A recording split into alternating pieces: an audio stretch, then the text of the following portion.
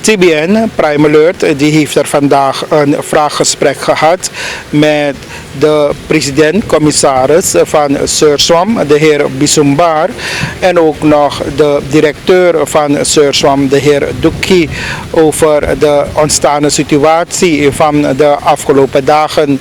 Zij geven aan wat de exacte reden is. Ten eerste hevige regenval, maar wat maakt dat het water heel moeilijk kan wegstromen.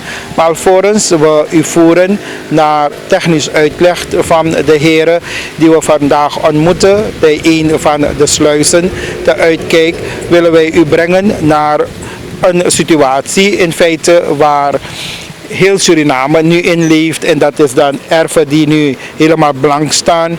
En dit is dan ook bij deze familie aan de Nieuw Libanonweg. What's your name? Zuleika Ali. Ja, dit is mevrouw Zuleika Ali. Dit is the situation of how many days? 3 days. 3 days. 3 days. Yeah? The water was high. Okay. Yeah. You have water in the house? We had water yesterday in the house. We had this morning. How high? How high? It's about 6 inch in the the- yard. in the house. In the yard, but about 2 inch in the house. Bathroom, toilet, all was high. Yes. Water voor de mensen die dat niet begrijpen, ook water in het huis, ook in de badruimte, ook in de toiletten hadden ze water. En Where I cook, you can follow. we gaan meelopen met de mevrouw en we willen de situatie wijzen, want u zult de uitleg, een stukje uitleg horen van de president-commissaris en ook nog de directeur van Surswam en ook nog de operator van de sluizen, waarom het water niet makkelijk kan wegstromen. Maar terwijl ze dat vertellen, dan ziet u in wat voor een situatie gezinnen nu hun dag moeten doorbrengen. En dat is toch vrij ernstig, vrij onhygiënisch, met alle gevaren van dien, terwijl we ook hier zelf met ze meelopen. What can you tell us here? Here I'm cooking. It was high morning, but the water is going now a little bit. So here is little free. What I've been cooking, you see? Ja. Ze geeft aan, hier wordt er gekookt en gisteren was dat allemaal heel moeilijk om te doen. It was rather difficult to cook yesterday in the water. Yes, I can't cook yesterday here. I had to cook on there. I put that wood and then I cook up there yesterday. I've been putting more wood here. Yeah. Is it Try the to- first time? No, it's not the first time. But so high? Yeah, this is the first time so high. The first time so high. Yes, but 3 years, 4 years ago, all time it come little bit. Ja. Dit is de eerste keer dat het water zo hoog is gekomen, geeft deze mevrouw aan. De afgelopen 3-4 jaren hebben ze ook water gekend, maar niet op deze wijze. En if it starts raining again, it will stay like this. No, it come more higher. If the raining begin back, it come back more higher. So, what they go do? They will pump it out. That is what they are saying, Yes. that they will pump it out, yes? Yeah, this morning it was higher 4 inch. Look, Oh yeah. 4 inch go down. So, it was little more. It would go in the house this morning. But it's already 4 inch gone. But if you want to go somewhere, it's rather Okay. difficult. Yeah. Yeah, I am outside whole day. You don't want So- to stay in the house. No, you see where you see me? Yes, because the water also smells a lot. Because Het stinkt, het ruikt, ja. Yes, every people things come down toch? Ja. Troep van andere mensen komt ook mee. En het ruikt, zegt de mevrouw, het stinkt. En zij verkiest ervoor om toch, want ze heeft er een stand op straat. A Dus lot om, of sick is around of the smelling, so you have to be careful. ja, ja. President, commissaris, Surswam, de heer Bisumbar. Als u even aangeeft wie de andere heren zijn en waar we staan. We staan hier bij de sluisdeur, schutsluis van Saramaka kanaal bij de Saramaka rivier. En de heren hier bij mij, dat is de hoofdman eigenlijk van dat geheel hier. En hij is medewerker van openbare werken. Laat hij zichzelf even kenbaar maken. Ik ben Kormo Rejo, resortbeheerder van POM Gemalen, Sluis en POM Gemalen.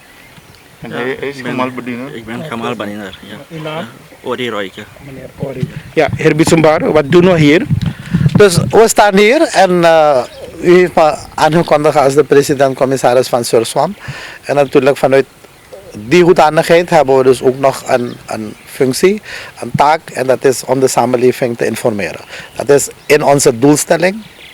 Ja, dat we de samenleving zo goed mogelijk, zo breed mogelijk moeten informeren van wat de stand van zaken is met betrekking tot, laten we zeggen, de waterhuishouding en zwaar materieel wat aan te pas komt om dus de waterhuishouding op het juiste peil te houden. En we staan hier, maar we staan met een, laten we zeggen, bewuste keuze hier op dit ogenblik. Omdat we dan nu eigenlijk meneer Kromme aan het woord gaan laten. En meneer Kromme die gaat aangeven wat er is gebeurd de afgelopen, laten we zeggen, 3-4 dagen. En ik geef daar tegenover aan dat ik net kom van de schutsluis bij de Suriname rivier, van dezezelfde Saramaka-kanaal. En daar wordt er op dit ogenblik water gespuit. En ik ga u die beelden ook doen toekomen.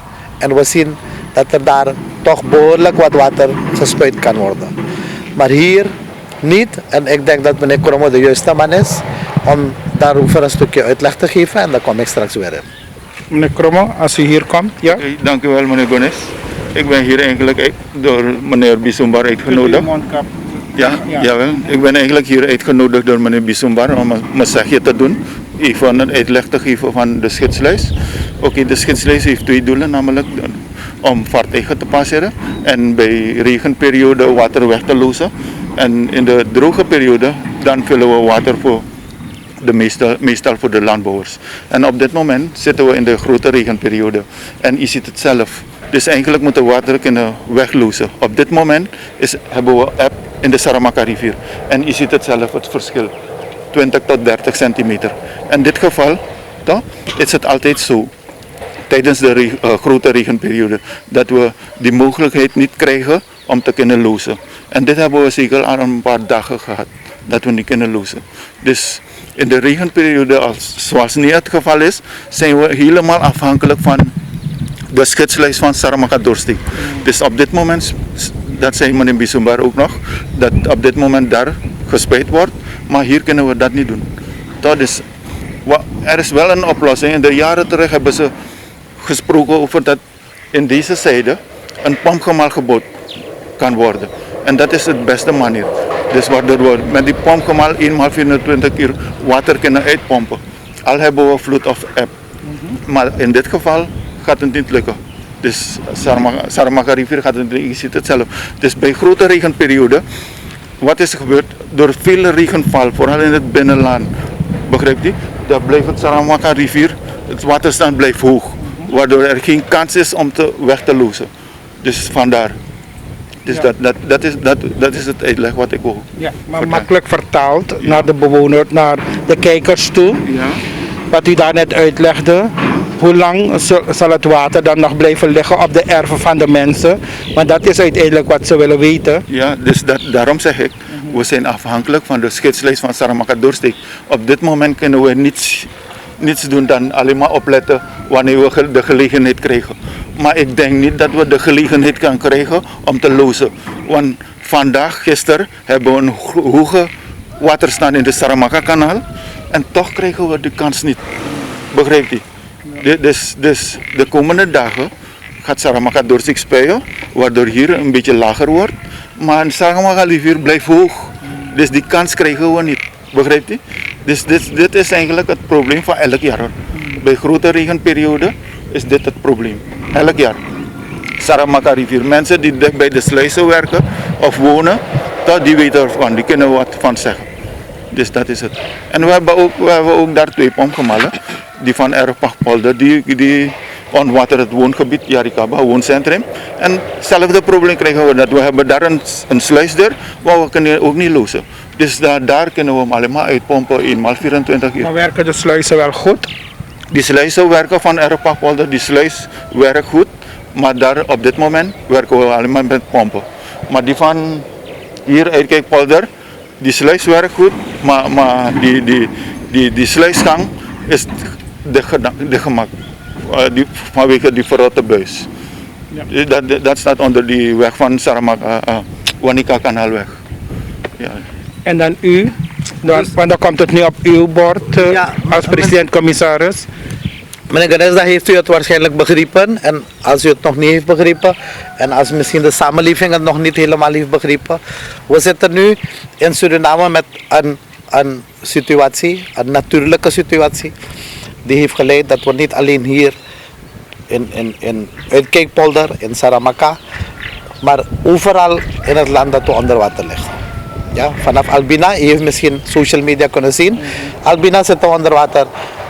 Nigeri zitten we onder water, Saramaka zitten we onder water, Koruni zitten we onder water, Wanica zitten we onder water, komen wij nou overal, Paramaribo.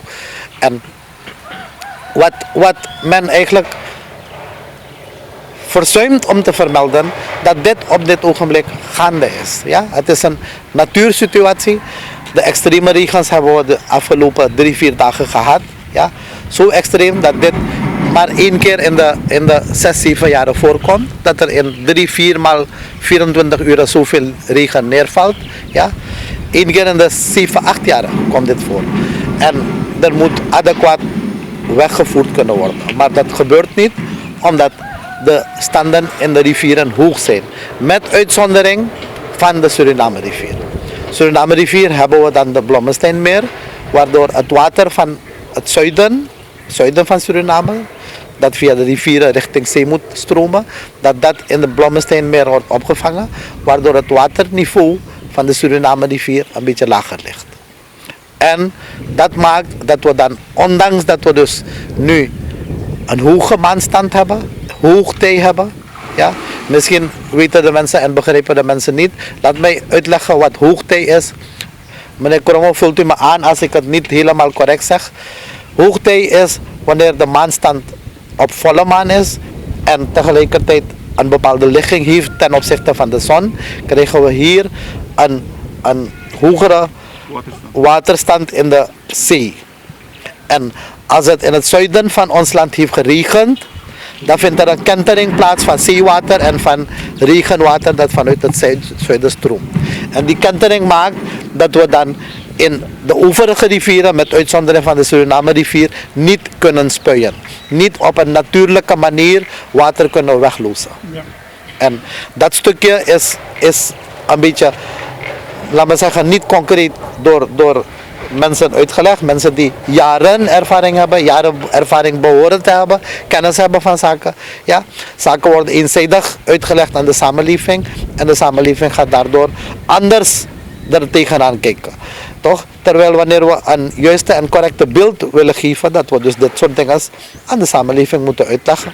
Van dit is de situatie en op basis daarvan krijgt u de informatie. En dan moet u dus nu niet ministers en nu de regering gaan zitten uitschelden. Maar het is een natuursituatie. En aan de andere kant is er hiervoor ook oplossingen natuurlijk. Maar dan moeten we met een aantal pompen komen, zoals meneer Kromo dat heeft uitgelegd. Dat we hier vlak naast, ja, de mogelijkheid kunnen creëren om te verpompen. En dan mag de rivierwater nog zo hoog zijn. Je gaat kunnen verpompen zolang je een pompgemaal hebt neergezet. Ja. En dat is actueel de situatie. Als voorgaande regeringen hebben verzuimd om dat in orde te maken, dan ligt het nu aan deze regering die 8-9 maanden aanzet om die soort zaken in de komende periode in orde te maken. En ik denk dat ze voornemens zijn, ja, om dat helemaal in orde te maken. Ik wil even terug vertalen naar wat dan de landbouwers aangeven, heer Bisumbar. Het ophalen dus van kanalen en trensen gaat de situatie kunnen verhelpen of verergeren dan? Dat het water wegstroomt. Op dit ogenblik gaat het ophalen van kanalen, laat me niet zeggen 0 effect hebben, maar misschien een 10% van het water, ja, verhelpen om weg te stromen. 90% gaat blijven in de situatie zoals het nu is, totdat we een andere kentering krijgen in onze rivieren. Zolang, en meneer Kromo zegt het, ze hebben nu al 4 dagen niet kunnen spuien. Ja?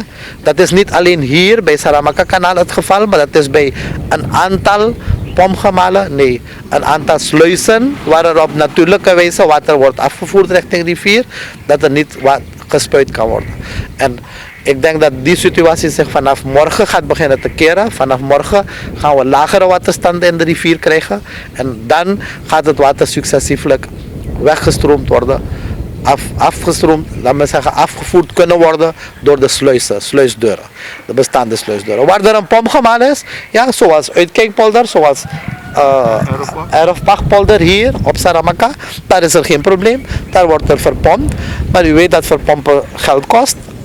Je moet of met diesel of met elektriciteit dat gaan verpompen. Dus dat kost geld. Aan de andere kant hebben we net gezien, ja, bij Suriname rivier en bij dezelfde schutsluis hier van dezezelfde kanaal, dat er toch behoorlijk veel water wordt weggeloosd. Maar zolang dat hier ook niet het geval is en in andere rivieren van ons, niet alleen in de Saramaka rivier, maar ook daar in de Marowijne rivier, u heeft gezien dat Albina onder water is, ook in de Nikeri rivier, ja, zolang die zaken niet terug zijn gelopen, dat de maanstand is komen te veranderen, de hoogtij waarin we nu zitten, dat is teruggelopen, dan gaan we deze situatie blijven hebben. En ik denk dat ik als een van de doelstellingen, ik benadruk het nogmaals, van Surswamp, om de samenleving te informeren, dat ik daaraan inhoud geef. En als er meer zaken zijn, dan luister ik naar uw vragen. Ja. Even dan, als deze vragen dan aan u als president-commissaris nog steeds van Surswamp. We hebben ook gehoord een drietal boeren van de Uitkijkpolder die hebben gehad over de begaanbaarheid van de wegen. Van bijvoorbeeld leiding 3 en 4, hoe slecht nu de wegen zijn. En daar zou men zou ondeskundig daar te werk zijn gegaan. Men zou juist schelpen hebben gegraven en blubber hebben geplaatst. Waardoor de mensen nu in een dergelijke situatie zijn. Een ander boer geeft aan dat wanneer de kanalen daar tijdig opgehaald zou zijn, men dan ook per boot de oogst zou kunnen doen. Uw reactie hierop?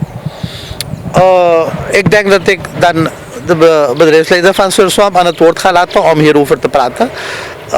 Wat ik dus wel van mijn zijde wil zeggen, ik ben blij dat de regering gisteren heeft gemeend om deze calamiteiten die er zijn, landelijk in Suriname, om daarvoor middelen beschikbaar te stellen.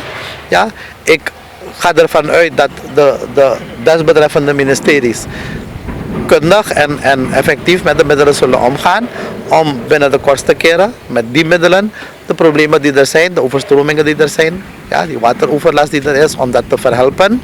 En over dat stukje van Uitkijkpolder, ik denk dat ik dan meneer Durga als bedrijfsleider van Surswamp aan het woord ga laten. Ja. Voor ik begin wil ik eerst de regering van Suriname eerst heel hartelijk dank zeggen dat ze geld hebben vrij kunnen maken voor de calamiteiten in alle districten. Het is een landelijk iets.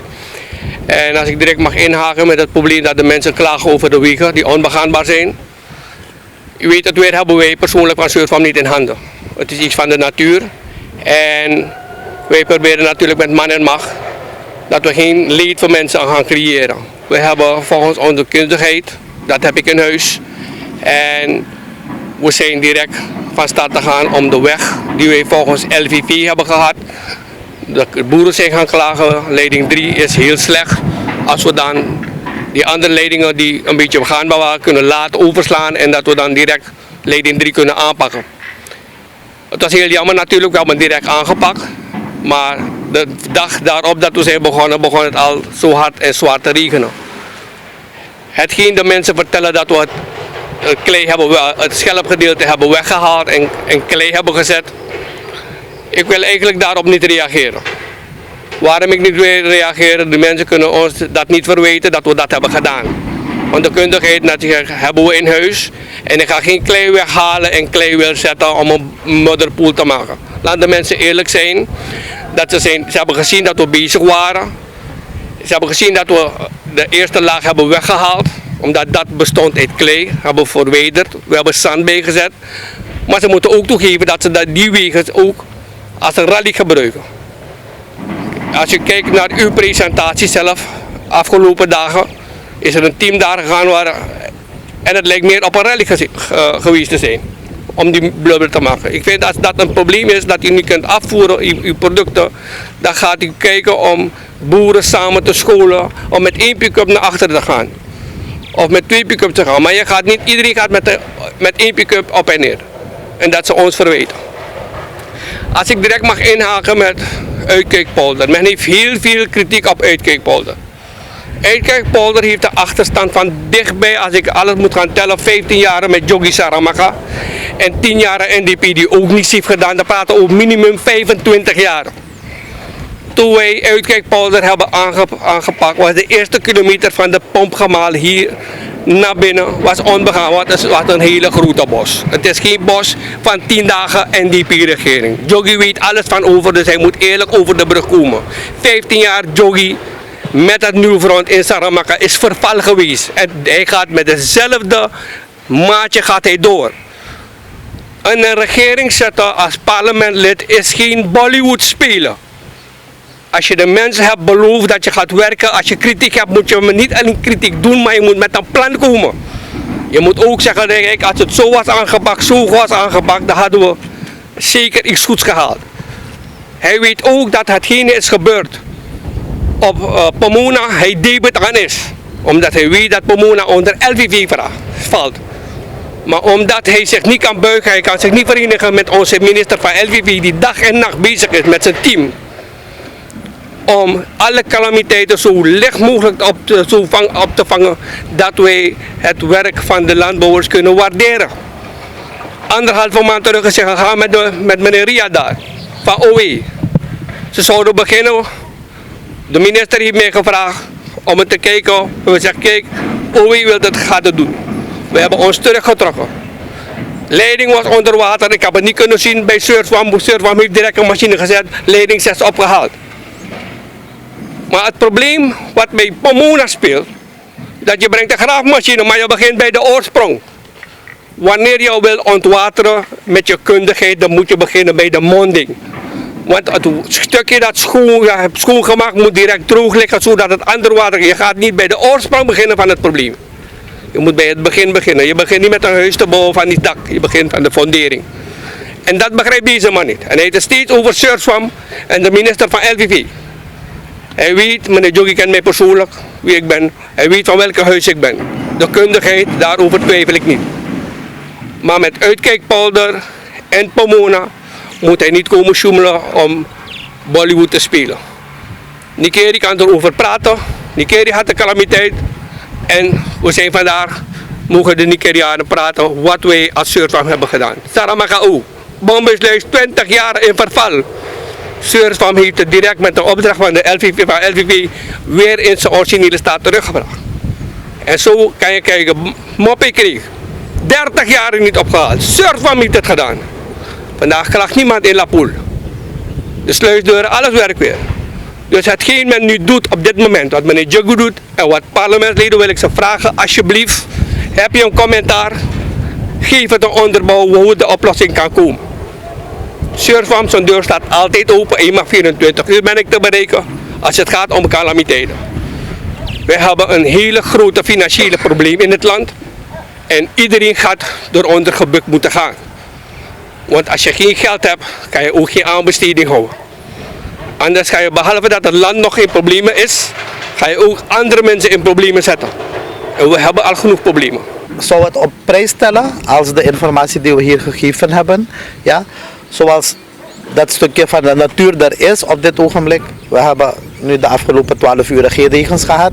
En als dit zo blijft, dat we dus nog 2 dagen geen regen hebben, dan denk ik dat we door de grootste problemen heen zijn en dat we dan vanaf morgen al water kunnen loodsen op een natuurlijke wijze via onze rivieren. Via al onze rivieren, niet alleen de Saramaka rivier, maar ook de Korantijn rivier, ook de Nikeri rivier, ook de Marowijnen rivier, ook de Suriname rivier, etc.